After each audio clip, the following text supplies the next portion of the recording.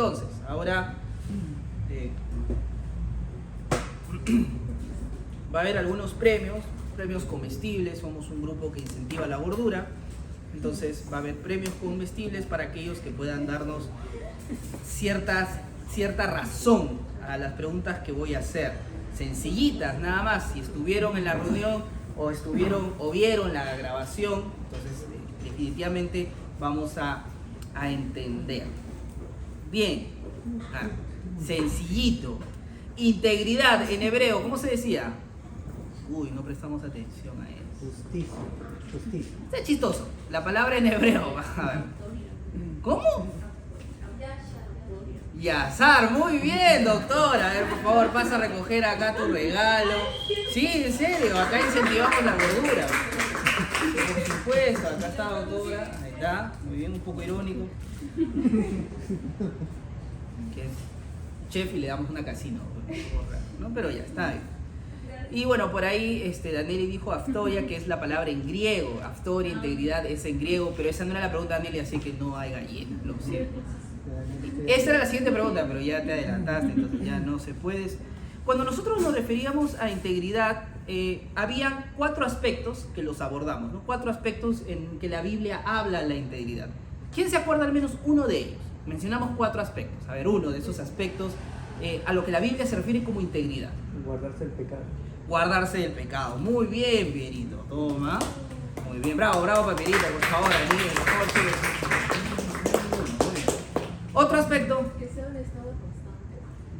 ¿Cómo es eso? O sea, que no se limite solamente a no pecar o ser inocente en su corazón, sino que tiene que ser un estado constante. Un estado, ¿no? Un estado de integridad, a lo que relacionamos con que la Biblia también lo llama de otra manera, que es justo. Si eres justo, si has sido declarado justo, has sido declarado íntegro. Muy bien, Natalie. Muy bien.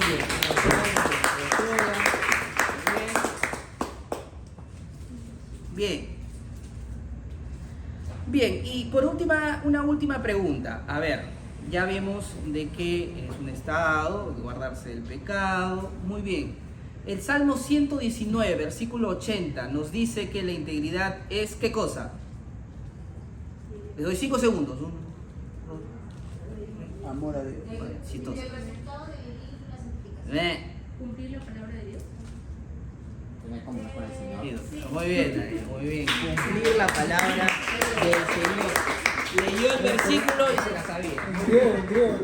Claro. Mis apuntes. La Biblia abierta, mis apuntes. No, mis apuntes. Muy bien, doctora, muy bien. Bien, chicos, bien. Entonces, lo que estuvimos viendo la semana pasada era tratar de responder qué es la integridad. Y vimos que la Biblia lo habla principalmente de 4 maneras, haciéndose o repitiendo más una de estas, que es el estado del corazón delante de Dios. Si yo he sido declarado justo, he sido declarado recto, la Biblia lo va a utilizar como un sinónimo de un estado también para mi vida. He sido declarado íntegro, como bien dice Salmo 7, versículo del 8 al 11. Yo he sido justo, soy íntegro, soy recto ante los ojos de Dios a partir de que Dios ha justificado mi vida. Digamos que esa es la principal forma en que la Biblia va a abordar la integridad, el estado de una persona. La persona es íntegra, de la misma manera que una persona es justa, de la misma manera que una persona es santa, una persona es íntegra. Néstor, ¿cómo yo puedo ser íntegro? Si te arrepientes de tus pecados, bien puedes. Si tú te arrepientes de tus pecados y confías en el Señor, te entregas a Él y vienes a la iglesia y eres bautizado en el nombre del Padre, el Hijo y el Espíritu Santo, tú, joven, eres íntegro. Néstor, pero peco. Néstor, pero a veces hago cosas malas. Y hemos visto que la integridad tiene que ver con justicia, con rectitud. Ser una persona que no tiene fisuras, ¿no? Que no tiene partes que se van ahí desprendiendo de él, sino que al contrario, es una persona entera. Entonces, ¿qué puedo hacer? Y ahí es donde la integridad también se ve desde otros aspectos. No solamente es un estado, sino que también tiene que guardarse del pecado, tiene que ver con cumplir la ley de Dios y tiene que ver con la inocencia del corazón, de no saber que verdaderamente lo que estaba pasando era algo malo. Y ahí vimos el ejemplo de este rey que tomó como esposa a la esposa de Abraham, ¿no? Y luego le decía al Señor, Señor, ni la he tocado, yo no sabía que ella era su esposa. Al contrario, él dijo que era su hermana, no me han engañado, soy una persona íntegra, he actuado con integridad, bajo inocencia, yo no sabía que esto estaba mal. Y el Señor ahí le dice algo muy interesante que te dice a ti esta noche y me dice a mí: tú has sido íntegro porque yo te he guardado. Yo te he guardado de que no toques a esa mujer porque esa mujer estaba casada con ese hombre. Así que como yo te guardé, ahora yo te advierto, ve y devuélvela y listo. Y ya bueno, y ahí le devuelve a Abraham y dice: oye, Abraham, tú me has estafado, que no sé qué cosa. Y se soluciona la situación. Ahí estuvimos viendo un poquito sobre lo que era la integridad. Y vimos también que la integridad tiene que ver con consagrarse, ser entregados al Señor. ¿Qué sucedía en el Antiguo Testamento cuando nos referíamos a cosas íntegras? Cosas, me refiero a cosas materiales. Nos referíamos a cosas que han sido dedicadas. En el tabernáculo y posteriormente en el templo del Señor habían utensilios sagrados, utensilios que habían sido consagrados al Señor. Y estos utensilios eran rociados con la sangre de un cordero para que sean consagrados una vez al año. Entonces se consagraban las copas, se consagraban por ahí los estandartes y algunas cosas adicionales. Se les rociaba sangre del macho cabrío inocente, se les rociaba a estas copas. ¿Para qué? Para que estas copas no sean las copas que tú tenías en tu casa o que el rey podía tener. Eran cosas únicamente que se podían utilizar para el sacrificio en el templo o en el tabernáculo. Santo para Dios. No solo hablamos de cosas, vimos que también había una tribu. Israel tenía 12 tribus, digámoslo así, tenía 12 distritos o 12 comunidades, y una de esas comunidades era consagrada al Señor. ¿Cuál era? La tribu de Leví. Todas las demás tribus tenían tierras para trabajarlas y ganado, pero a la tribu de Leví no se le dio ni tierra ni ganado. Obviamente los levitas dijeron: oye, pero si no tengo ni tierra ni ganado, ¿de qué voy a vivir, no? ¿De qué voy a comer? ¿De qué voy a trabajar? Me moriré de hambre. No, tú has sido consagrado para el Señor y tus primogénitos son los que van a trabajar de manera más activa, van a ser los sumos sacerdotes y los sacerdotes para el tabernáculo y para el templo. O sea, si tú eras levita y eras primogénito, no era de que, ay, quiero ser médico, quiero ser abogado. No, tú has sido consagrado al Señor para ser sumo sacerdote o para ser sacerdote en el tabernáculo, en el templo del Señor. Ya tienes tu profesión. Aquí nada de que, no, que quiero ir a la universidad. No, tú eres sacerdote. Y eso es lo que dice el Señor. Yo he exigido a los primogénitos de Israel, a los levitas, para que me sirvan, para que sean consagrados para mí. Y los demás levitas recibían justamente una porción de las demás tribus para poder comer y para poder vivir. De ahí nace justamente la figura del diezmo y las ofrendas. Darle lo que las demás tribus trabajábamos, darle una porción de lo que ganábamos a ellos para que ellos puedan seguir viviendo, porque tenían que comer, mientras se dedicaban a las cosas netamente del tabernáculo y del templo. Y luego Pedro nos dice: ustedes y mi persona son los levitas de nuestra era. Néstor, entonces estoy fregado, no puedo ser médico. No está diciendo eso Pedro. Pedro dice: la iglesia es la nación santa, el real sacerdocio, el pueblo adquirido por Dios. Ustedes son los sumos sacerdotes, o son los sacerdotes del reino del Señor. Han sido consagrados para Dios, separados para Dios. De la misma manera que la copa era separada y no podía ser utilizada por el rey para beber su vinito, sino que esta copa era netamente para el templo, ustedes han sido separados por Dios para Dios. Es decir, ustedes ya no son útiles para las cosas mundanas, sino que son simplemente útiles para las cosas del Señor. Ese es el celo de Dios. Dios los ha reclamado como propiedad suya. Mientras no entendamos eso y nos querramos salir, no, Señor, yo no quiero ser una copa para ti, yo quiero ser copa para una superestrella, mientras te estés ahí peleando, estás atentando contra tu propia integridad. Entonces la integridad tiene que ver mucho con eso, con la consagración, que tú sepas a quién le perteneces, quién te exigió. Por eso también la Biblia dice que hemos sido bautizados también en la sangre de nuestro Señor Jesucristo y hemos sido comprados por Él. Le perteneces al Señor. Ahora, como bien hemos visto, la integridad no solamente es un estado, tiene que ver con guardarse el pecado, con cumplir la ley de Dios. Y esto no se hace de la noche a la mañana, y mucho menos es un suceso, como sucede una declaración. Para los que saben lo que es exponer o sustentar. Yo cuando tuve que sustentar para obtener, por ejemplo, mi bachiller en la universidad, tuve que elaborar mi tesis, luego tuve que hacer una exposición y terminaba la exposición, los jueces con cara de asco de escuchar todas las barbaridades que dije, miren, ¿saben qué? Dame un segundito, se reunieron ellos, que fue como 5 o 6 minutos, prendieron la cámara y me dijeron, estás despedido. No, me dijeron, bueno, buen trabajo, y me pusieron la nota que tenía que haber hecho. Feliz todos. Los que han postulado para, bueno, los que han expuesto para titularse es exactamente lo mismo. Expones tu tesis y te dicen, ok, danos un segundo, ¿no? Se demora un ratito y luego te dicen, tienes que volver a repetir el ciclo, ¿no? Y tú te vas triste. Más o menos así es como funciona, es una declaración. Te dice, y punto y final. Claro, Pedro lo sabe, ¿sí o no, Pedro? Tantas amanecidas, ¿ya ves? Entonces, es así, es una declaración. De la misma manera, para los que no han tenido, no sé si fortuna, pero al menos la experiencia de haber estado en un juzgado, para los que no saben, señores, los procesos civiles en el Perú son públicos, así que si algún día tú quieres ir a ver un juicio, puedes acercarte al Poder Superior o al Poder Supremo y por ahí ver una audiencia que se esté celebrando y puedes entrar y escuchar siempre y cuando no interrumpas, funciona, puedes ir. Los procesos penales sí no se puede, dependiendo de algunos delitos, pues, ¿no? Pero bueno. Y son las declaraciones, te leen pues media hora, te leen la sentencia, la mayoría de personas ni entiende la sentencia, está así, hasta que dicen, por tanto, culpable, 35 años de prisión. ¿Van a apelar? Sí, apelamos, ¿no? Y si es ya la instancia última, ya no te dicen van a apelar, simplemente le dicen, señor, llévese aquí al calabozo, ¿no? Para su traslado oportuno al centro penitenciario. Entonces, es una declaración, ahí nomás, pasa una sola vez y fin. Pero la integridad no solo es una declaración. Como ya hemos visto, si tiene que ver con guardarse el pecado, cumplir la ley de Dios, es una forma de vivir, es vivir. Y en nuestra vida no solamente son declaraciones.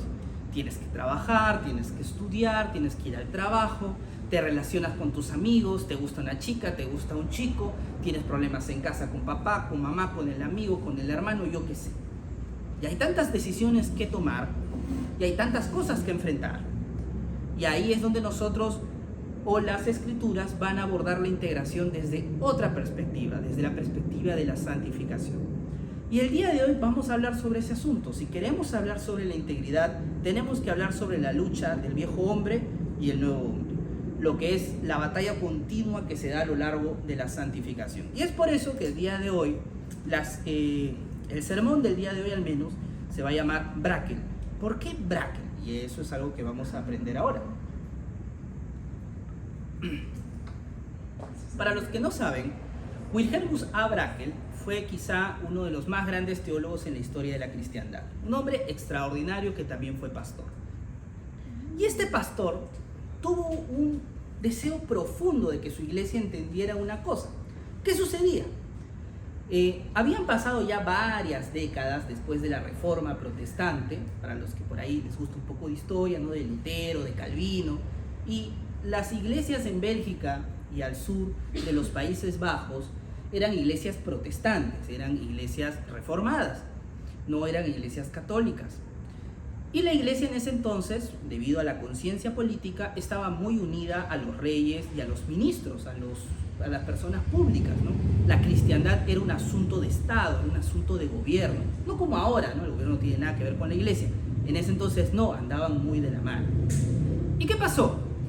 Sucedió que la iglesia cayó como en un estado de religiosidad vacía, ¿no? Las iglesias se llenaban, pero porque la ley decía que los domingos tenían que estar, ¿no? Y te multaban si no estabas en la iglesia. Y no era tanto porque verdaderamente las personas querían estar en la iglesia a escuchar la palabra de Dios. Habían personas que al ver los beneficios de que era ser pastor, ¿no? Porque era un trabajo de gobierno, el gobierno te decía, si eres pastor vas a tener casa, te vamos a dar un caballo, vas a tener tierra. Entonces la gente decía, pues yo ¿para qué quiero ser abogado? Me meto a ser pastor, ¿no? Y se metía al seminario y aprendía. Entonces había muchos ministros que ni eran cristianos, simplemente estaban ahí porque la remuneración era buena y el trabajo relativamente sencillo, ¿no? Bueno, relativamente sencillo, porque en realidad ser pastor o ser una persona que trabaja con personas en realidad es bien difícil si lo quieres hacer bien, ¿no? Y la iglesia entonces cayó en decadencia. Y ese era el contexto en que estaba Wilhelmus A. Brakel, que era un pastor, un ministro del Señor y un hombre que había estudiado obviamente teología, él hablaba varios idiomas. Era una persona muy preparada. Pero así como preparada, él tuvo el deseo de que las cosas cambien en su país. Y entonces comenzó una serie de predicaciones y exhortaciones e incluso quejas al gobierno que produjeron lo que hoy conocemos como la segunda reforma holandesa. Holandesa porque ocurrió en los Países Bajos, en la región de Holanda. E impulsó a que muchas iglesias decían, sí, tienes razón, tenemos que volver a reavivar el fuego de la fe, ¿no? Y así muchos pastores y predicadores fueron influenciados por el movimiento de Brakel y otros grandes hombres para que la iglesia vuelva a ser purificada. Esto es lo que conocemos como la segunda reforma holandesa. Y uno de estos libros fue lo que originó la segunda reforma holandesa, el servicio razonable del cristiano. Wilhelmus a Brakel estaba preocupado por la iglesia y porque muchos creyentes no sabían ni siquiera lo básico de la fe cristiana. Entonces comenzó a elaborar un libro que al final se convirtió en 5 grandes libros, en donde enseñaba de manera sencilla, a través de reflexiones, preguntas y obviamente basado en las escrituras, lo que él consideraba que todo cristiano debe conocer. Y así conocemos al servicio razonable del cristiano, que es una teología sistemática, pero también bien pastoral, porque es bien sencillo de entender. Y hoy vamos a meditar un poco de esto. ¿Por qué? Porque es Wilhelmus a Brakel que va a hablar mucho sobre la mortificación, sobre esta pelea que hay entre el viejo hombre y el nuevo hombre. Él sabía que dentro de su iglesia había varias personas que querían ser como el Señor, pero no tenían ni la menor idea por dónde empezar, ni siquiera sabían qué era la santificación, ni siquiera sabían qué era cómo ser íntegro. Entonces él comienza a hablarles poco a poco y vamos a meditar un poquito de lo que él nos va a decir el día de hoy. Pero primero vamos a las escrituras. La integridad, al ser símil de justicia y rectitud, son el resultado de ganar la batalla contra el viejo hombre. La palabra del Señor nos advierte que hay una lucha entre el viejo hombre y el nuevo hombre, entre el hombre que le pertenece al Señor y el hombre que le pertenece al diablo. Como bien dice Pablo, miserable de mí, ¿quién me podrá librar de este cuerpo de maldad? Cuando él se da cuenta que muchas veces lo que él sabe que es bueno para su vida, no lo hace. También como nosotros, sabes que debes cortar con esa amistad, pero ahí estás el sábado o el domingo hablando con ese amigo o con esa amiga. Sabes que ese chico o esa chica no te conviene porque te aleja del Señor, y ahí estás respondiéndole el WhatsApp, enviándole un besito. Y ahí estás, y sabes, te vas a dormir y dices, ¿por qué hice eso? No, pucha, ya pues, ¿no? Dios mío, ¿no? Sabes que no está bien, te peleaste con mamá, le cerraste la puerta fuerte, le insultaste, yo qué sé, te puedes a dormir enojado y luego dices, pero es mi mamá, ¿cómo? ¿Por qué le respondí así? No puede ser. Miserable de mí, ¿quién me saldrá? ¿Quién me librará de este cuerpo de maldad? Mas doy gracias a nuestro Señor Jesucristo. Él me libra de mi cuerpo de maldad. Como bien dijo Pablo, lo que sé que tengo que hacer no lo hago, y lo que no quiero hacer, eso hago. Y Pablo no lo dice como una licencia de que, ay, qué pena, como autocompasión, bueno, ya ni modo, toca pecar. No dice eso. Verdaderamente es una reflexión de Pablo, que se da cuenta que por sus fuerzas él no puede ganar esta lucha entre el viejo hombre y el nuevo hombre. Ahora, la guerra espiritual que hay en nuestras vidas no es que, ya me voy a mechar con el diablo, no voy a poner la cruz y a las 3 de la mañana voy a esperar con agua bendita, manifiéstase Satanás, te voy a encerrar. No es así la guerra espiritual que nuestro Señor nos enseña. Al contrario, la guerra espiritual tiene que ver con una participación activa del lado de nuestro, de hacer morir la carne, de hacer morir el viejo hombre.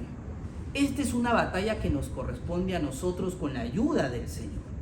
El Señor ya prometió la victoria en esta guerra espiritual, pero el que tiene que pelear la batalla para consumar la victoria del Señor eres tú. Cristo ya te salvó.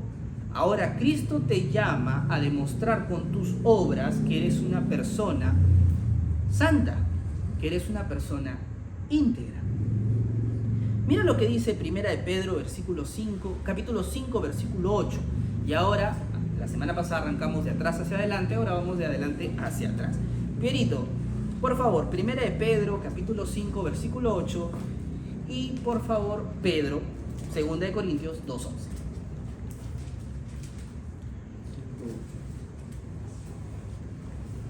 Sed sobrios y velad, porque vuestro adversario el diablo, como el león rugiente, anda alrededor buscando a quien devorar.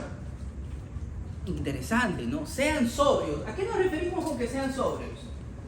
Desde lo más básico, ¿qué es una persona sobria? Consciente. ¿Qué? Consciente. Consciente que se abstiene la bebida, ¿no? ¿Por qué la bebida en esto? Porque usualmente los opuestos son sobriedad y ebriedad. ¿Cómo es un ebrio? ¿Tiene control de sí mismo? No, ¿no? Ahora, no todos manifiestan lo mismo. Algunos se enojan, otros lloran, otros se quedan dormidos, yo qué sé. Pero no tienen control sobre sus emociones ni sobre su cuerpo. Por eso también la policía dice, si tomas, no manejes, ¿no? ¿Por qué te dice eso? Porque como estás borracho, no puedes ver los semáforos, no tienes control correcto sobre tu sentido motriz, yo qué sé, y al final terminas matándote y causando tragedias, ¿no? Esa es una persona ebria, que no tiene el control, que no está atento, que no es lúcido, que no está bajo la circunstancia correcta para hacer lo que tiene que hacer. Por eso los ebrios tampoco deben ir a trabajar, ¿no? Y es una causal de despido en nuestra legislación laboral. No puedes ir borracho a trabajar, porque si vas borracho a trabajar puedes causar accidentes en tu trabajo. ¿Por qué? Porque no tienes control sobre tu cuerpo ni sobre tu mente. En cambio, una persona sobria, como todos ustedes están aquí presentes y mi persona, obviamente, ¿no? Tiene control. Más allá de que sea, no sé, Néstor, a él lo veo durmiendo, bueno, más allá de eso, somos personas sobrias, estamos bajo el control de nuestros 5 sentidos, ¿no, jefe? Estamos bajo todo control de todas las cosas, estamos muy bien.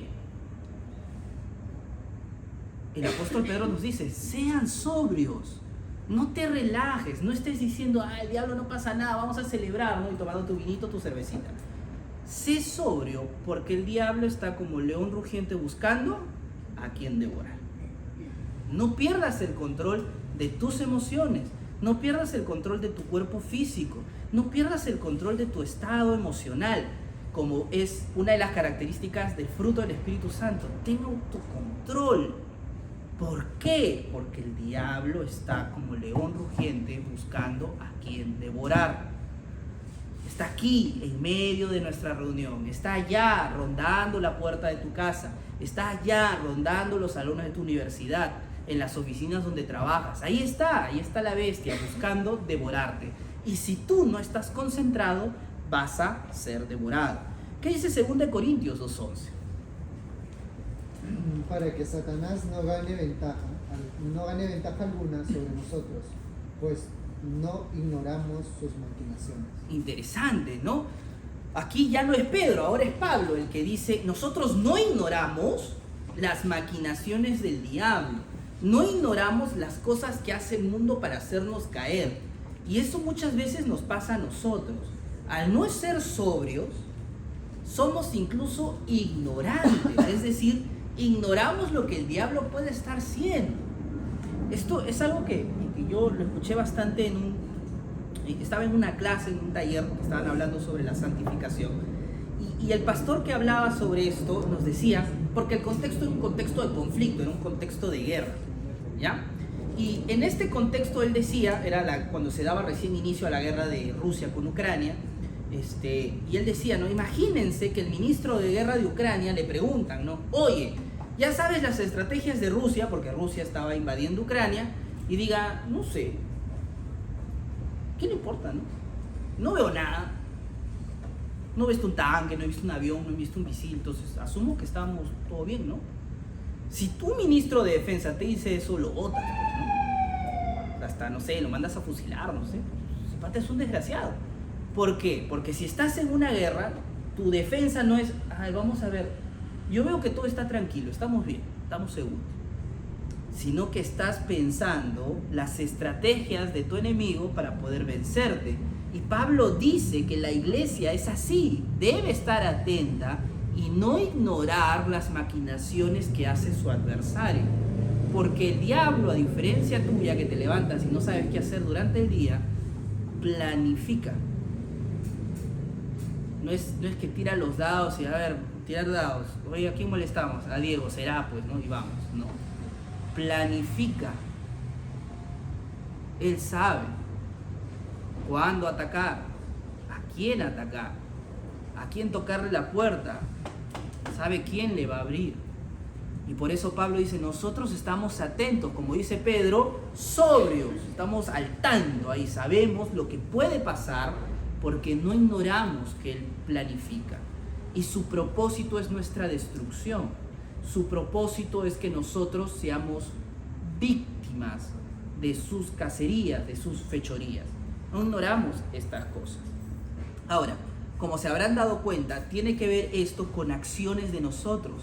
No es algo que va a suceder de la noche a la mañana, que va a bajar un ángel y nos va a decir cómo hacer las cosas. Tiene que ver con nosotros.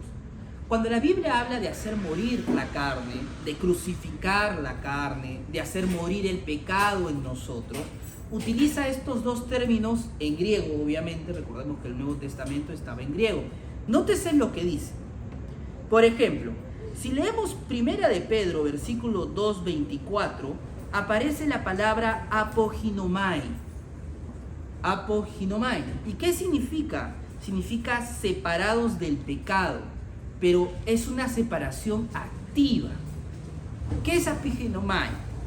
Apoginomai, perdón. ¿Qué es? Por ejemplo, está uy, se me fue el nombre, iba a decir parlante. Estoy cocinando mucho.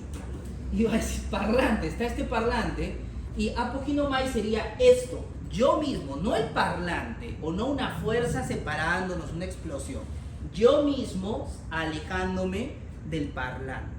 Cuando hablamos de apoginomai, estamos hablando de separación activa, tú te alejas, es una muerte activa de separación, y Pedro lo utiliza para decir, tienes que estar muerto al pecado.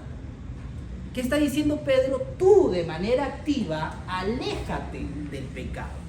Tú, no que, ay, bueno, voy a esperar que el Señor me lo quite. No, termina esa amistad, termina esa relación, termina ese mal hábito. Tú tienes que hacer cosas para alejarte de eso que te mata, del pecado.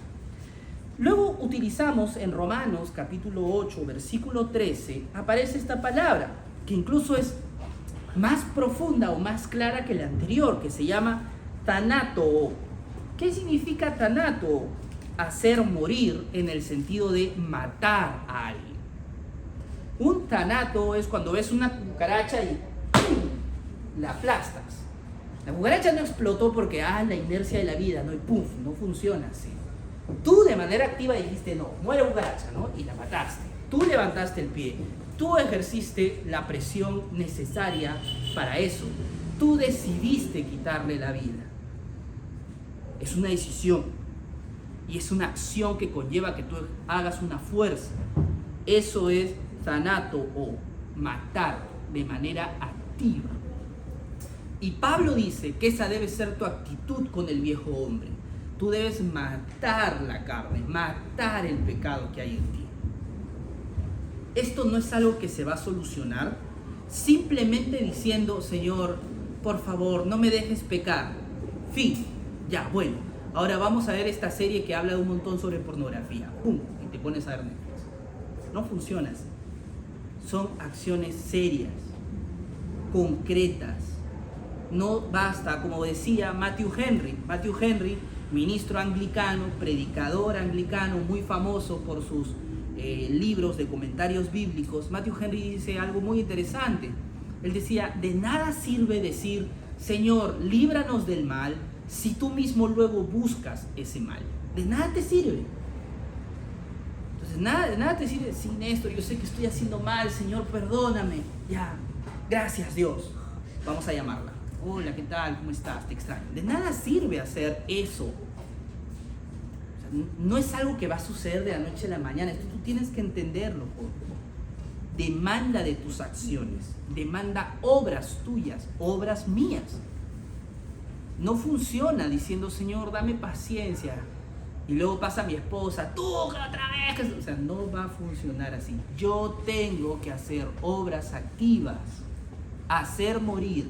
Matando el pecado, thanato, alejándome del mal, apoginomai. Son las cosas que tengo que hacer. Bien. Mira lo que dice Brakel sobre eso. Al respecto, el pecado en nosotros es llamado el viejo hombre. En Efesios 4:22. tenemos que hacerlos morir, como dice Colosenses 3:5. La crucifixión de la carne, nuestras pasiones y nuestros deseos en Gálatas 5:24. Debemos ser conformados a la imagen de Cristo, Romanos 8:29, o sufrir los dolores de parto hasta que Cristo sea formado en nosotros, como dice Gálatas 4:19. Algunos de los versículos relacionados a esta batalla, a esta lucha que nosotros tenemos que presentar. Bien, el viejo hombre es la corrupción de la naturaleza humana. A causa de la caída, el hombre llegado a una condición abominable y terrible. Está vacío de la imagen de Dios, así como de toda luz, amor verdadero, justicia, santidad, paz y gozo verdadero. Tiene en su interior la naturaleza del diablo. Y eso es algo que nuestro Señor Jesucristo también medita. Ustedes, la voluntad de su Padre, el diablo, quieren hacer. Por eso nuestro Señor Jesucristo dice que si tú estás muerto en tus delitos y pecados y no te has arrepentido, tu padre es el diablo. Cuando tú te arrepientes de tus pecados y vienes a la iglesia, tu padre ya no es el diablo, eres adoptado por nuestro Señor. Y Jesucristo es tu hermano mayor en la fe, como dice Hebreos, ¿no? Madre, ¿qué está pasando? Es el diablo. Bien. Por consiguiente, tanto la mente como la conciencia se contaminan y el hombre es abominable, desobediente e inadecuado para toda buena obra, como bien dice Tito, capítulo 1, versículo del 15 al 16. Este viejo hombre es también llamado los deseos carnales, la carne misma, la ley del pecado, la imagen del primer Adán, etc. Aplicando la ley de los opuestos, es ahora evidente lo que es el nuevo hombre. La propensión espiritual, la vida espiritual, la naturaleza santificada y la imagen de Dios que consiste en el verdadero conocimiento, la verdadera justicia y la santidad. Por otra parte, también se refiere al hombre interior, Romanos 7:22, el hombre oculto del corazón, 1 de Pedro 3:4, la obra de Dios, Efesios 2:10, una nueva criatura, 2 de Corintios, capítulo 5, versículo 17, y la naturaleza divina en nosotros, 2 de Pedro 1:4. Se llama hombre porque impregna todo el hombre y penetra en su intelecto, voluntad, afectos y en todos los miembros del cuerpo en sus inclinaciones, haciendo que el hombre funcione en armonía con esta naturaleza santa. Aquí Brakel está colocándote las dos definiciones, del viejo hombre y el nuevo hombre. Viejo en el sentido de que le pertenece al diablo y sus obras mundanas, y nuevo porque le pertenece a Dios y las obras divinas. Y es interesante porque Brakel te hace la explicación de por qué decimos hombre. Porque de la misma manera que cuando nuestras vidas estaban bajo el diablo y sometidas a la esclavitud del pecado y la carne, toda nuestra mentalidad estaba impregnada en las cosas malas. Lo que los del módulo 0 y módulo 1 saben que la doctrina se llama la corrupción. ¿Cómo se llama? La total depravación, ¿no? Que cada área de nuestras vidas es corrupta. Pero el nuevo hombre nos enseña las escrituras en el Nuevo Testamento, es decir, aquellos, nosotros, que hemos sido regenerados por Dios. El nuevo hombre, en cambio, también tiene una total santificación. Nuestra mente, nuestras emociones, nuestros sentimientos, nuestros pensamientos y nuestras obras también ahora le pertenecen a Dios. No estoy a favor de la autocompasión. Cuando yo me arrepentí de mis pecados y me alejé de la iglesia y luego regresé a la iglesia, había un hombre muy bueno que era mi líder. Bueno, era mi líder. Él se llama Andrés Mego. Es el hombre que me ayudó con uno de los pecados más difíciles que tuve que abandonar. Y había por momentos en que yo me autocompadecía, pero yo era bien vivo, porque de manera inconsciente me autocompadecía para no luchar con mi pecado. Entonces yo decía, no, yo soy muy malo, soy pecador, Dios no me puede ayudar, estoy perdido, no estoy sometido a mis vicios. Y él me decía, a ver, tú eres bueno. No, ¿cómo vas a decir que soy bueno? La Biblia dice que soy malo. Néstor, tú eres bueno. ¿Crees en el Señor? Sí. ¿Crees que Él te ha perdonado tus pecados? Sí. ¿Crees que Él resucitó de entre los muertos? Sí. ¿Estás dispuesto a venir a la iglesia y crecer en la santidad? Sí. Eres bueno. Dios ha hecho la obra en tu vida. No menosprecies esa obra. Eres bueno. Solo que eres demasiado cobarde para pelear con el viejo hombre que está en tu corazón. Y eso es cierto. Aquí yo no puedo discutir sobre si soy bueno o no. Joven, yo te lo digo. Si tú crees en el Señor y que Él resucitó de entre los muertos y tú te has arrepentido de tus pecados y estás convencido que a través de la iglesia y con la ayuda de la iglesia y del Espíritu Santo tú vas a ser un mejor cristiano parecido a Cristo, tú eres bueno. No estoy diciendo que todas tus obras sean buenas, pero eres bueno. Si Dios te ha declarado justo, si Dios te ha declarado íntegro, si Dios te ha declarado santo, ¿quién soy yo para decirte que eres malo? En el sentido estricto de la palabra. Más allá que harás a veces obras malas y a veces actuarás de una manera mala, pues no serás malo, entre comillas. No sé, porque te vengas, porque te aprovechas de algo, ok. Y le rendirás cuentas al Señor por eso y tienes que arrepentirte por eso. Pero si tú verdaderamente le perteneces al Señor, tú eres bueno. Entonces, no estamos a favor acá de la autocompasión. Eres bueno. Y el Señor te dice que reclames lo que es tuyo. Mi casa, Néstor, mi carro. No. La santidad que Él te ha prometido. Así que no seas cobarde. Ve y pelea con el diablo. Ve y pelea con tu carne. Ve y pelea con este mundo que te busca para que te alejes de Dios. Ve y pelea. Esa es la pelea que tú y yo tenemos que tomar. No es una discusión si eres bueno o no. Es una discusión si eres valiente o no. Así que sé valiente, levántate y pelea contra todo aquello que te aleja del Señor. La operación del viejo hombre en el creyente, dice Braque. Ahora bien, y le digo esto a los jóvenes, la vieja naturaleza muchas veces nos levanta para cometer el pecado. A veces lo hace por medio de asaltos violentos. Las concupiscencias son tan agitadas y tan suscitadas tan vehementemente que no hay tiempo para pensar en el temor de Dios. A veces el viejo hombre te puede levantar tentaciones muy grandes. Estás tranquilo de la nada en el carro y en eso recuerdas por ahí algo que viste que no debiste ver. Y rápidamente comienza a crecer tu deseo de ver pornografía, de masturbarte, de fornicar. Y tú dices, no puede ser. Y constantemente está en tu mente. Me ha pasado, y le ha pasado a algunas personas que también me han llamado y me han dicho, Néstor, ayúdame. De la nada ha venido este pensamiento, ha venido este deseo. Quiero hacer esto, quiero hacer aquello. Y yo, no te preocupes, vamos a orar. Y oramos, y oramos, y oramos. Y pasa. Y a veces no pasa. Y a veces luego me vuelve a escribir, Néstor, sigo sintiendo lo mismo. ¿Qué hago? Bueno, hermano, quiere decir que no has orado lo suficiente. Vamos a orar otra vez. Lo hace por medio de asaltos violentos. A veces el viejo hombre actúa así. A veces la vieja naturaleza busca cierto descanso y estar tan intensamente enfocado en Dios cansa el cuerpo y la mente, de modo que parece imposible vivir de esa manera. La vieja naturaleza, al buscar cierto descanso y relajación, comienza inicialmente a pensar en las cosas naturales. Sin embargo, los deseos de la carne comienzan a suscitarse y los pensamientos relativos a las cosas naturales se vuelven pecaminosas debido a que el ego de uno entra en escena. ¿Qué pasa aquí? Hay veces que tú dejas de pecar no tanto porque te encomendaste al Señor, simplemente que la vieja naturaleza pues dejó de combatir por un ratito para volver con fuerza, te dice Braque. Y eso pasa muy seguido. Hay chicos, por ejemplo, que yo les hablo y dicen, Néstor, la otra vez cometí este pecado, no sé, tal día. Ah, ya. Pasa una semana, hermano, ¿cómo vas? Néstor, no lo volví a cometer, ¿ah? Estamos firmes en el Señor. Ah, ya.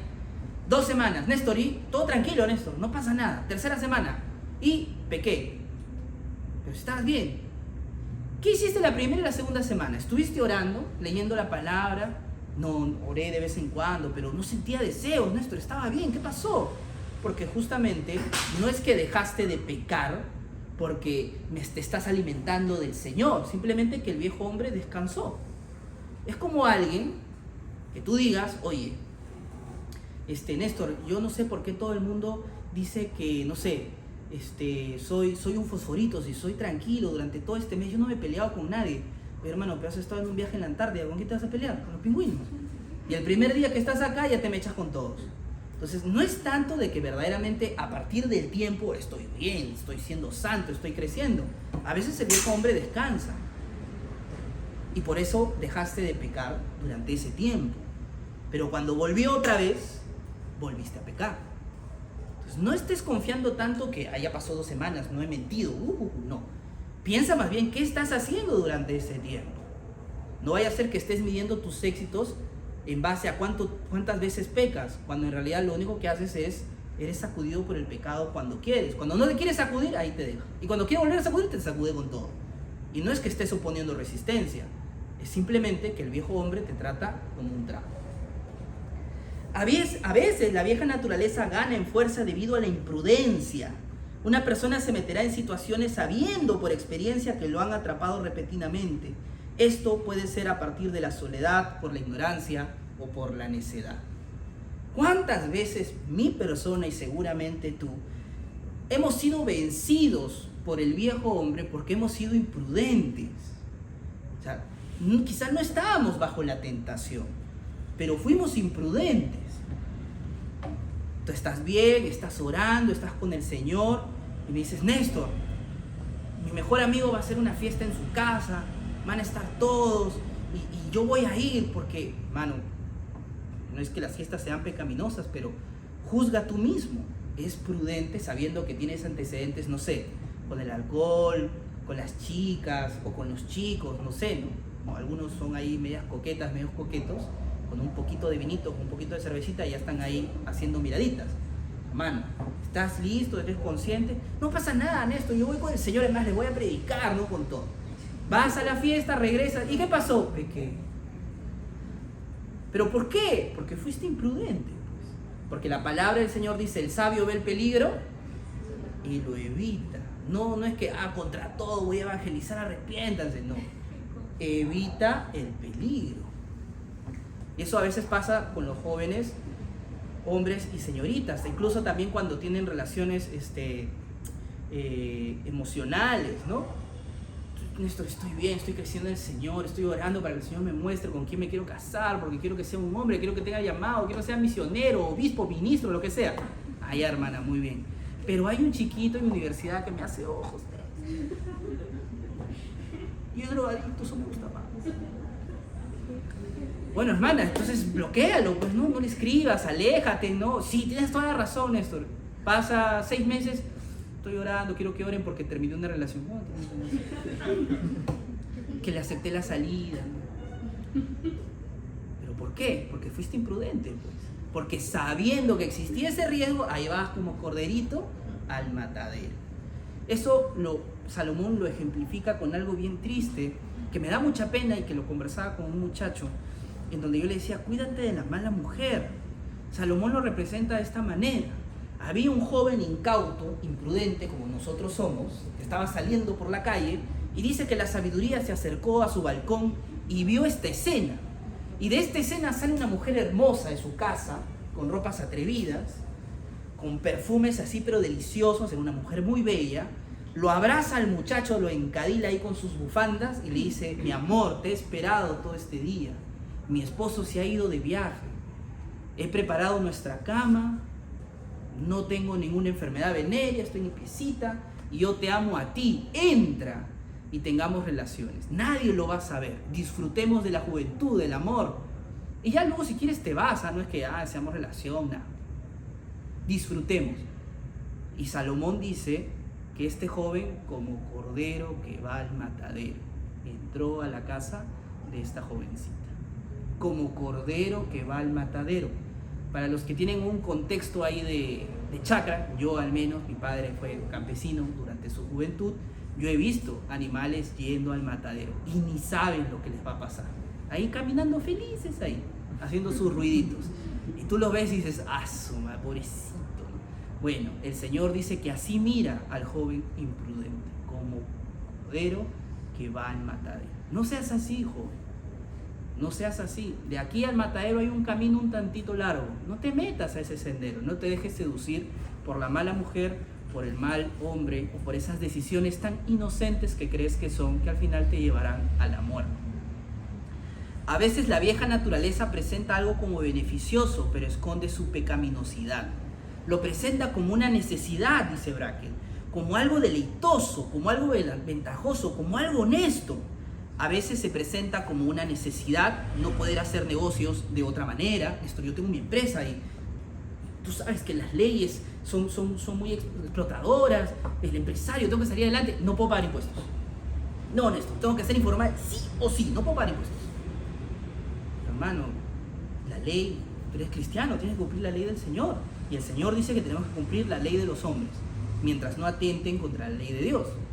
Y dudo bastante que Jesucristo te diga, sí, no pagues tus impuestos. Cuando Él mismo dijo al César, lo que es del César. A la sunat, lo que es la sunat, muchachos, ni modo, pues, ¿no? Tocó, pues, ¿no? Acá está Pedro como contador, fiscalizador, a ver, doctor, por favor. Financiado este sermón por la sunat, ¿no? Al César lo que es del César. Dice Jessica, ¿no? Pero no queda de otra. A veces la vieja naturaleza te lo va a presentar, pero si no pagas tus impuestos, puedes ir al retiro de jóvenes. Pero si no pagas tus impuestos, puedes diezmar un poquito más. Pero si no pagas tus impuestos, puedes, no sé, invitarle a tu amigo que a veces ve que está un poco triste, y invitarlo a cenar, ¿no? Porque te va a sobrar platita. Tú dices, sí, tienes razón. Eso es con los impuestos, pero puede ser con otras cosas también. Por ejemplo, el trabajo. Néstor, si no haces esta chambita extra, puede ser que no llegues a fin de mes. Pero faltaría la reunión de jóvenes, pero tú tienes que pagar tus deudas. Tienes que hacer esto. Pero si no haces esto, pero no entraría a mi grupo de vida, voy a faltar, o no tendré tiempo para orar, porque tengo que levantarme más temprano para llegar temprano a ese trabajo. Pero necesitas el dinero, eres joven, ahorras, trabajas 2, 3 años, ya después vas a la iglesia, ya después tienes tu tiempo de oración, ya después lees la Biblia, no pasa nada. Ahorita hay que pagar las cosas. El viejo hombre a veces te va a presentar las cosas como algo beneficioso, pero en el fondo es pecaminoso. Y lo podemos decir hasta como cosas por la familia, ¿no? Hay jóvenes que a veces también faltan por eso, incluso los domingos. ¿Por qué no viniste? No, lo que pasa es que en esto, tú sabes, ese tiempo no paso tiempo con mi papá, con mi mamá, queríamos ir al cine y fuimos. Y ya, pues por eso, y por eso durante toda la semana no has orado. No, sí, también por eso, tengo que estar tiempo con la familia. Y claro, ¿quién te va a decir que pasar tiempo con la familia es malo? Al contrario, pasar tiempo con la familia es bueno. Pero el viejo hombre te lo está presentando para que te vayas poco a poco alejando del Señor. Otras maneras, dice Bracken. En segundo lugar, la vieja naturaleza siempre se ocupa de mantenerte alejado de lo que es bueno. O sea, la vieja naturaleza no solo te va a incentivar a hacer cosas malas, como los ejemplos que te ha dado Bracken, sino que también te va a incentivar a que estés tan ocupado que crees que no tienes tiempo para hacer las cosas que son del Señor. ¿Te ha pasado? A mí me ha pasado. La vieja naturaleza te dirá esto, joven, dice Bracken. No habrá tiempo para que uno se dedique a los ejercicios piadosos, orar, leer, cantar, meditar, congregar. Por lo tanto, estos ejercicios no ocurren en absoluto o solo de manera casual para satisfacer la conciencia. Es como si estuvieras apurado todo el tiempo, aunque frecuentemente con una correcta organización vas a tener el tiempo, dice Bracken. La vieja naturaleza también te va a decir eso. Tienes que estudiar, y la maestría, el diplomado, el trabajo, y te han pedido hacer esto y aquello. No hay tiempo. Pero tengo que ir, no hay tiempo para ir a la iglesia, no hay tiempo para tener tus tiempos de oración, no hay tiempo, tienes que ir al gimnasio, tienes que hacer esto, no hay tiempo para orar, no hay tiempo para visitar al hermano que está en problemas, no hay tiempo para hacer esa buena, no hay tiempo. Y si hay tiempo, simplemente tu horario está tan lleno de cosas inútiles que no sirven para lo que verdaderamente tienes que estar aquí en la tierra. Entonces no hay tiempo para Dios ni para las cosas del Señor. En otro momento, el viejo hombre aplazará el asunto, determinado a hacerlo, pero para hacerlo de una manera más tranquila y compuesta. Esto me ha pasado un montón, ¿eh? El viejo hombre muchas veces me ha convencido, Néstor, pero si te levantas a esta hora solo vas a tener 20 minutos o 30 minutos para orar. No, mejor duerme tranquilo, ve a trabajar, regresas y en la noche tienes tiempo. Obvio, si llegas a las 8 o 9, descansas un ratito, horas de 9 a 10. y vas a leer tu Biblia, vas a cantar tus salmos, 40 minutos de oración e intercesión por todos los jóvenes y te vas a dormir a las 10:30. Feliz, ¿sí o no? Sí, tienes razón. A las 12 estoy jugando Play. O a las 12 estoy conversando con mi esposa. O estoy roncando. No oré ni Michi. Porque durante la noche surgen varias cosas. Tengo que llamar, tengo que hacer esto, ha surgido este problema, me quedé tarde, tengo que ir, en fin. Y al final nunca oré. ¿Por qué? Porque el viejo hombre me dijo, oye, lo puedes hacer de una manera más linda, más piadosa en otro momento. Ahorita no, ahorita haz lo que tengas que hacer. Y eso también te puede pasar a ti. Hermano, estamos viendo que estás creciendo, creo que deberías servir, queremos ayudarte para prepararte para servir. No, ahorita no. Lo que pasa es que yo recién ahorita estoy creciendo, estoy avanzando, tengo este trabajo, tengo esto y creo que voy a tener muy poco tiempo. Mira, dame 1 año y medio, termino esta chamba o me cambio de trabajo o termino la universidad y creo que ya con eso tengo tiempo, bla, bla, bla. Y después de ese año y medio te metiste a un diplomado, tienes otra chamba más fuerte, te casaste y ahí hay menos tiempo y nunca serviste.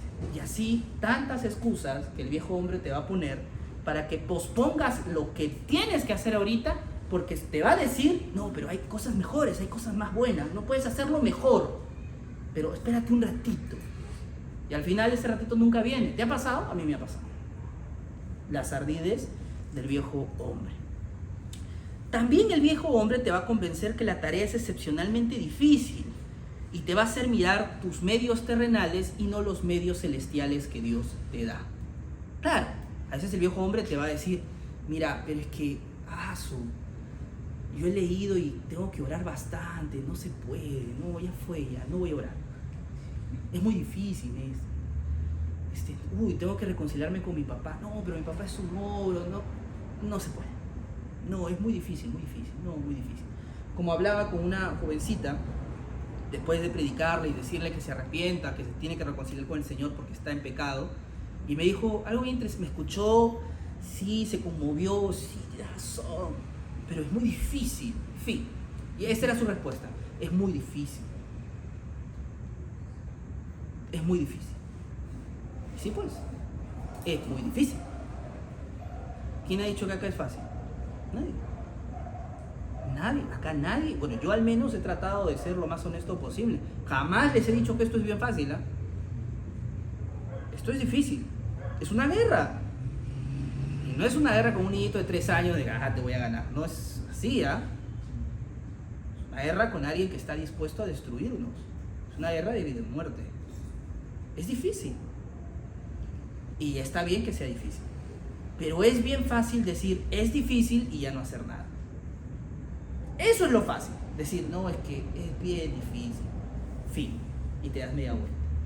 Eso es lo que te convence el viejo hombre. Claro que es difícil, hermanos. Vivir la cristiandad, ser cristiano, buscar al Señor, ser santificados por Él, es difícil. Pero para eso el Señor nos ha dado sus herramientas, nos ha dado los medios de gracia, nos ha dado la iglesia. Ha colocado personas que nos aman, que están dispuestos a dar de su tiempo para poder ayudarnos en nuestro crecimiento de la fe. Entonces, no es excusa, ve y pelea. Además, a veces el viejo hombre nos va a convencer que todo es en vano y que Dios no nos escucha. Eso también me ha pasado. Me pasa, a veces tengo que luchar con eso en mis oraciones. Yo ya hace casi 2 meses, bueno, un poco más de 2 meses, no, más, iniciando el año, me he propuesto levantarme temprano todos los días a orar, a tener mis tiempos de oración, tempranito, ahí me levanto. Y cuando tuve que renunciar a mi trabajo, que fue en febrero, entonces, es decir, todo marzo he estado desempleado y vamos mediados de abril, ya vamos 45 días sin trabajo, obviamente me cacholeo para poder pagar mis deudas, porque si no estamos fregados, ¿no? Y yo oro todos los días, además de otras cosas, por mi trabajo. Señor, dame trabajo, por favor, que esto, que el otro, y bla, bla, bla. Y pasa el tiempo y el Señor no me da trabajo todavía. Y hay momentos en que yo oro o que me levanto temprano para orar y digo, pero ya, ¿para qué orar? Pues no, porque el Señor se ha olvidado de mí. O hay momentos en donde yo, porque yo me cachueleo, además de algunas asesorías que hago taxiando, yo tengo mi carro, entonces salgo a taxear, y hay momentos en la mañana en que ya pues no agarro ninguna carrera, pues, ¿no? Y encima el sol, el tráfico, y honestamente, y no es por decir algo discriminatorio o racista, pero no creo haber nacido para el taxi. Yo me pagué la universidad para ser un abogado, no un taxista. No porque sea algo menor, sino porque es algo para lo que mentalmente y físicamente no estoy listo. De verdad que es un trabajo bien demandante, es bien fregado. Es bien fregado estar sentado todo el tiempo, porque luego me levanto, me duele la espalda, y encima a veces hay personas que hacen el trabajo bien difícil. Entonces, llega momentos en que yo digo, pero Señor, ¿por qué no me escuchas? ¿No? Y a veces ni ganas tengo de orar. Pero ese es el viejo hombre, que me trata de engañar, haciéndome creer que Dios no escucha mis plegarias. La Biblia dice que Dios escucha mis plegarias. Eso dice las Escrituras. ¿Quién miente? ¿Néstor o la Biblia? Néstor, pues, obvio. Obvio. Hasta hay un hereje que se llama Nestorio. Esos son bravos. La Biblia no miente. Si Dios escucha mis plegarias, toca orar más y confiar en el Señor. Y el viejo hombre seguramente también te dirá eso. Ya ni ores por ese problema. Ya ni pidas esto. Si Dios no te escucha, ¿has visto a Dios? No, ¿sí o no? Entonces, no ores. ¿Ha cambiado algo? Pasó un mes. Estás orando para que tu abuelo, para que tu abuela, para que tu papá, tu mamá sean salvos. ¿Son salvos? Han pasado 20 años. No, entonces ¿para qué oras? Ah, sí, tienes razón, ya no voy a orar por eso. No, hermano. Ora, cree en el Señor. Ora, ora, ora y no dejes de orar. No le hagas caso al viejo hombre, es mentiroso. En tercer lugar, si la vieja naturaleza no puede mantener al hombre alejado de lo que es bueno, se esforzará para estropear lo bueno. En un momento determinado hará que los pensamientos vaguen de una cosa a otra. No sé si te ha pasado a veces en que te dejas llevar por tu mente, que vagueas ahí con tu imaginación, en vez de estar pensando en las cosas piadosas. Y a veces, y me ha pasado que he conversado con jóvenes, que se hacen historias en la cabeza. Y en base a esas historias ya quieren tomar decisiones. No, hermano, ese es el viejo hombre haciéndote creer que lo que tú piensas es la realidad, pero eso no ha pasado. Solo estás divagando en tus pensamientos. En otro momento te dará pensamientos que no son aplicables en su momento, pero solo sirven para distraerte de tomar las decisiones que tienes que tomar ahora. Eso también pasa. Ha habido momentos, también me ha pasado a mí, en que yo sé que tengo que hacer esto, pero comienzo a pensar y digo, ya, pero en vez de hacer eso, ¿qué tal si hago esto, hago esto, hago esto? Obviamente todo para el Señor, y al final nunca hago lo que tuve que haber hecho. Ejemplo, con la iglesia Sol de la Molina, estamos armando ya el cronograma para el retiro de jóvenes que vamos a celebrar en junio de este año. Entonces llegó un momento, mientras yo estaba elaborando el cronograma, que decía, y si mejor le meto esto y hago esto y comienzo a hacer esto y hago esto y hago esto y hago esto y bla, bla, bla, bla, bla. No tenemos ni el dinero, ni los recursos, ni la gente, ni el tiempo, ni nada para hacer todo eso, que sería muy bonito, pero no lo tenemos. Y si yo me dejara llevar por esos pensamientos, entonces celebramos retiro de acá a 2 años, cuando hay gente, cuando hay capacidad para hacerlo. Y al final no hicimos el retiro que tuvimos que haber hecho. Eso seguramente puede pasar en tu vida. Comienzas a pensar en cosas de que, ya, para el Señor me voy a comenzar a meter al ministerio de alabanza, me voy a meter al ministerio de adolescentes, me voy a meter al ministerio de niños, me voy a meter al ministerio de jóvenes, voy a hacer esto, voy a hacer eso, voy a hacer aquello. Hermano, primero ven los domingos temprano a las 10 de la mañana. ¿Qué te parece? Arranquemos desde ahí. Sí, tienes razón, ¿no? De verdad. Ha habido jóvenes que se han sacado, Néstor, yo quiero servir un ministerio de jóvenes, quiero meter el módulo 1. Hermano, pero a veces ni vienes los sábados, ¿no? ¿Qué tal si comencemos a venir los sábados, todos los sábados seguidos, tempranito, y de ahí comenzamos a trabajar el ministerio? Sí, tienes razón, nunca más vengo. Entonces, ¿por qué? Porque a veces eso pasa, pues, nos gana el viejo hombre. Además, los motivos ocultos y nuestro ego pueden entrar en el cuadro que obstaculizará a una persona en su deber, causando que pierda su resolución y que el estímulo santo sea eliminado para el estímulo inoportuno. Eso a veces pasa, joven. El viejo hombre a veces va a hacer que lo que inició con una buena intención se convierta al final en algo simplemente para glorificarte. ¿En qué sentido? Inicias en el ministerio de jóvenes para poder servir a los jóvenes de manera correcta, ¿no? Porque amo al Señor, quiero ayudar a los jóvenes a crecer en santidad. Pero poco a poco tu ego te va ganando y al final el ministerio de jóvenes se trata simplemente en exaltar a Néstor. Néstor es el líder supremo de todos los jóvenes, no, adórenme, soy lo máximo. Vamos a celebrar el día del líder de jóvenes, en donde todos tienen que traerle un regalo a los jóvenes cada año. Diego dice amén. Entonces, claro, estoy siendo gracioso, nada más, ¿no? Pero en el sentido es lo mismo. Inicio con algo bueno, pero al no hacer morir mi carne, el ego vence mi vida y al final sigo sirviendo, y seguramente bien, pero solamente para que yo sea alabado y no el Señor, que fue la motivación inicial. Eso también hace el viejo hombre. En otro momento, el corazón ateo y la incredulidad salen a la superficie, las cuales contaminan el cumplimiento del deber espiritual. A veces también pasa que llega un momento en que simplemente te alejas del Señor. Estás sirviendo, estás creciendo y el viejo hombre te comienza a convencer, pero ¿y si Dios no es suficiente? ¿Y si Dios no existe? ¿Y si mejor te vas a pecar porque supuestamente el líder de jóvenes contó que él se alejó de la iglesia y luego se reconcilió con el Señor y ahora es un buen cristiano? Entonces tú también puedes, pues, ¿no? Ve, peca, te toma tu licencia cada 2 años y regresas más santo, pues, ¿no? Ahí está, ¿qué te parece? Ve a pecar. Sí, tienes razón. Ha habido diáconos, ha habido ministros, ha habido líderes, ha habido ancianos que se han ido pecando o que han pecado y han tenido que dejar sus cargos por haber hecho caso al diablo y al viejo hombre en su vida.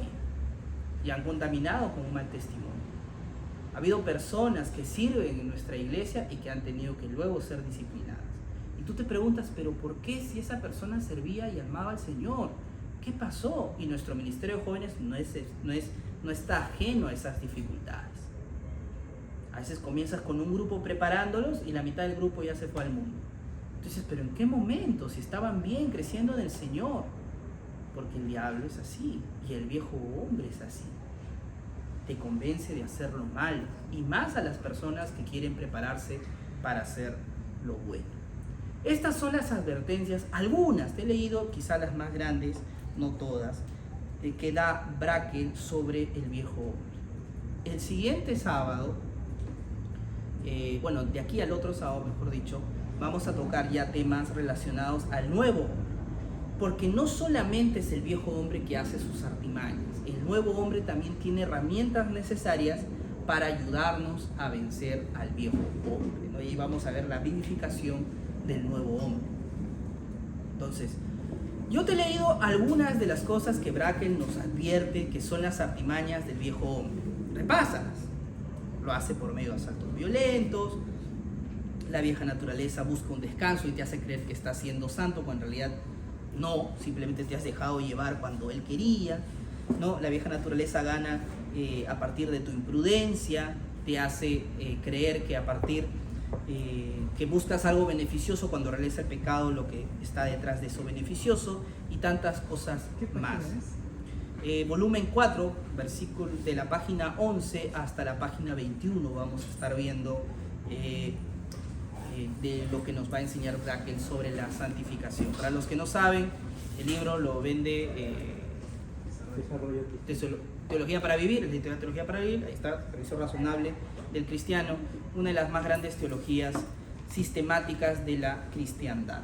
Un libro muy bonito, muy pastoral, que nos va a hablar, él literalmente dice jóvenes, ¿no? Cuando yo te he dicho jóvenes, no estoy leyéndote yo, para que le estaba diciendo jóvenes, porque sabe que esto es algo que nosotros tenemos que luchar. Bien, chicos, vamos a orar. Vamos a orar meditando lo que hemos aprendido el día de hoy. Bendito Señor, sea declarado tu nombre santo por los siglos de los siglos. Nos unimos a los millones de cristianos a lo largo de la historia que han confesado que solamente tú eres el Señor.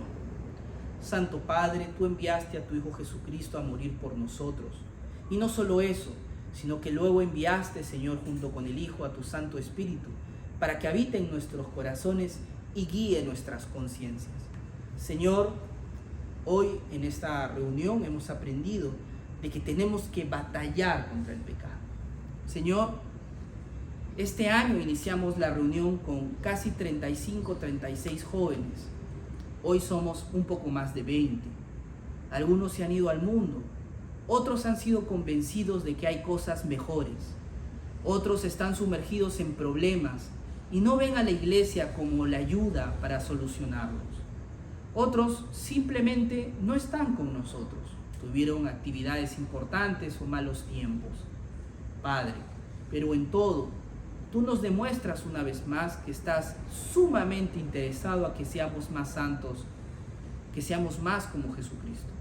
Padre, ayúdanos a convencer a nuestros amigos y a nuestros hermanos que vengan a tu casa, que escuchen tu palabra, que no pospongan los tiempos contigo.